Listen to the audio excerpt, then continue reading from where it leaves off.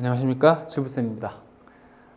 근저당과 가압류를 궁금해 하시는 분들이 되게 많은데 등기부상에 등장하는 용어 중에 아마 얘가 제일 많아서 그럴 거예요.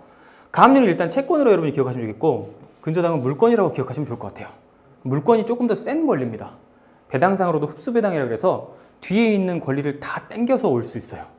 근데 채권은 안분배당이라고 해서 순서하고 상관없이 1번이든 10번이든 다 똑같이 나눠 갖는 그런 권리를 안분배당, 채권이라고 불러요. 그러니까 가압류는 물권보다는 되게 약한 권리라고 생각하시면 됩니다. 실무에서 등기부를 보면서 한번 볼게요.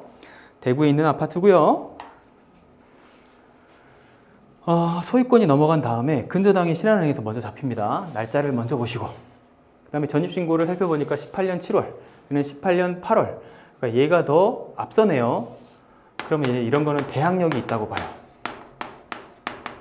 대항력이 있다고 하는 건 뭐냐면, 만약에 주거임차인의 보증금 금액이 뭐 1억이다 그러면 이 집이 1억 이하의 낙찰이 되더라도 1억까지는 이 사람한테 줘야 돼요. 이게 대항력이에요. 이 개념은 이제 제가 설명을 드렸으니까 아실 것 같아요. 그럼 이제 오늘 설명하려고 했던 가압류하고 근저당을 한번 살펴볼게요. 근저당이 앞에 이렇게 잡혔죠. 그리고 가압류의 권한은 좀 많이 뒤에 있네요. 그죠? 근데 이제 여러분이 중요하게 생각하는 건 뭐냐면, 임의경매에 나와 있는 날짜가 하나은행이 넘겼기 때문에 이 하나은행의 권리가 가압류보다 뒤에 있다고 생각하는 오류를 범하는 거예요. 그건 오류입니다. 왜 그러냐면, 하나은행은 근저당 날짜를 이 날짜에 가지고 있죠. 경매를 이날 쳤을 뿐이에요. 그러니까 경매 친 날짜를 보시는 게 아니고 근저당 설정되어 있는 날짜를 보는 겁니다. 그러면 이 사람이 경매에 넘겼다고 이 사람을 돈을 먼저 주느냐? 그렇지 않죠. 앞에는 경매에는 안 넘겼지만 신한은행이 있잖아요. 그래서 신한은행에 이 돈을 먼저 주고 그 다음에 남으면 하나은행한테 주는 겁니다. 그런데 흡수배당이기 때문에 다 똑같이 나눠 갖는 게 아니란 말이에요. 그래서 만약에 이 집이 2억에 낙찰했다 그러면 1억 200만 원 여기에 먼저 주고 나머지 1억 정도를 여기 주고 못 받은 돈은 손실 처리가 됩니다. 그리고 밑에 근저당들은 하나도 받지 못해요. 이렇게 처리가 되는 겁니다. 이해가 되시죠? 등기부는 어떻게 표현이 되어 있냐? 등기부는요, 가압류 같은 경우에는 순위번호의 갑구에 표시가 됩니다. 근저당은 을구에 표시가 돼요. 왜냐하면 가압류는 소유권을 좀 제한해 놓는 그런 역할을 하고 있어가지고 압류를 걸어 놓은 거잖아요, 어떻게든.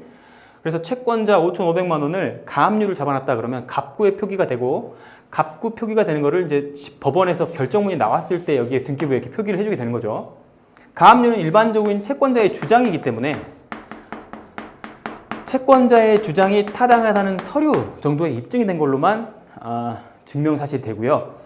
만약에 이 가압류 걸어놓은 사람 자체의 채권이 채무자가 주장하는 거하고 비교해 봤을 때 내가 인정할 수 없다라는 생각이 들면 여기에 이의신청을 제기할 수 있거나 가압류를 해지할 수 있습니다. 이해되시죠? 다툼의 여지가 있는 물건이라고 생각하시면 돼요.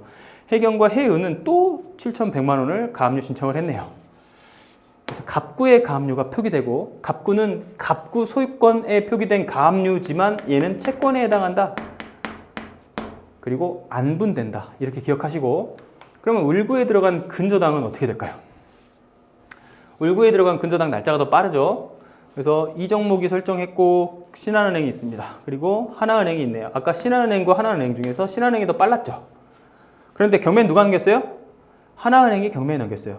근데 경매에 넘긴 애가 2순위가 되는 거고, 1순위는 경매에 안 넘겼지만 신한은행이 원래 거리를 갖고 있어서 신한은행 근저당이 말소 기준권이 되는 겁니다. 말소 기준이라는 건 뭐냐면 얘 채무도 인수한다 이런 뜻이 아니에요. 얘가 가장 선순위에 있는 근저당이라는 걸 밝혀주는 겁니다. 그래서 낙찰자의 입장에서 보면 이걸 신경 쓸 필요가 전혀 없어 이런 뜻이에요. 말소 기준 아래, 말소 기준 포함해서 아래는 전혀 신경 쓸 필요가 없어. 다만 이 사건에서의 낙찰자는 뭘 포함시켰어야 되냐면, 아까 대항력이 있는 임차인이 전입신고를 하고 있었죠. 이 대항력은 인수를 합니다. 그러니까 낙찰자의 입장에서는 채권이나 근저당 물건이 어떻게 되는지는 중요한 게 아니고 자기들이 낙찰받은 금액에 추가적으로 낼 수 있는 임차인의 보증금, 이거에 크게 더 신경을 써야 되는 거예요. 아시겠죠? 그리고 행당동 신동아 아파트가 있는데 이것도 한번 살짝만 보고 가겠습니다. 행당동에 있는 신동아 아파트는 왜 가져왔냐면, 이제 이런 것도 여러분이 어려워하세요. 1차, 증액, 3차. 이거는 각각 다 돈이 있는 게 아니고요. 3억 2천이었던 게 3천이 되고 4,600이 됐다고 해서 이 마지막 건만 임차 보증금이라고 봐주시면 됩니다. 증액금에. 그리고 증액금이 계약 확정돼 있고 하는 날짜 있잖아요. 요 날짜. 요 날짜를 최초 전입신고 일자를 대항력으로 보고, 이거는 대항력입니다. 새로 계약을 체결한 요 날짜 있잖아요. 요 날짜 이제 전입신고 됐으니까 살고 있었잖아요. 그래서 이 날짜 이후에 증액금, 여기서는 3억 3천만 원이니까 여기는 1,000만 원 정도, 여기는 1,600만 원 정도. 요 금액에 대한 것들은 각각의 새 계약 날짜에서 대항력을 갖게 됩니다. 밑에 봤더니 주택 임차권은 등록을 했고, 그 다음에 근저당이 잡혀있는 날짜가 22년 5월 4일이죠. 22년 5월 4일이니까 22년 5월 4일. 얘보다는 전부 다 앞서네요. 그죠? 그래서 소유권 이전한 뒤에 근저당 잡기 전에 증액되었던 것들이 모두 날짜가 빠르기 때문에 이 3억 4,600만 원, 요 돈은 무조건 낙찰 받은 사람이 싸게 이 3.4억보다 더 낮게 낙찰이 되었다고 할지라도 다 책임져야 되는 돈이 되는 겁니다. 이해되시겠죠? 그래서 개념을 잡을 때 우리한테 가압류랑 근저당이 이해하기가 좀 어렵다라는 생각이 많이 들더라도 지금 처음 공부하시면서 기초적인 지식을 습득하실 때는 가압류랑 근저당보다 더 중요한 게 대항력 있는 임차인을 내가 인수하는지 마는지의 여부를 더 집중해서 공부를 하셔야 됩니다. 그래서 날짜 순으로 근저당이든 가압류든 걔보다 빠르기만 하면 인수하는 게 맞구나. 뭐가? 전입신고의 날짜가. 기억하시겠죠? 그래서 가압류는 채권, 근저당은 물권. 그 다음에 대항력 있는 그 임차인의 임차권.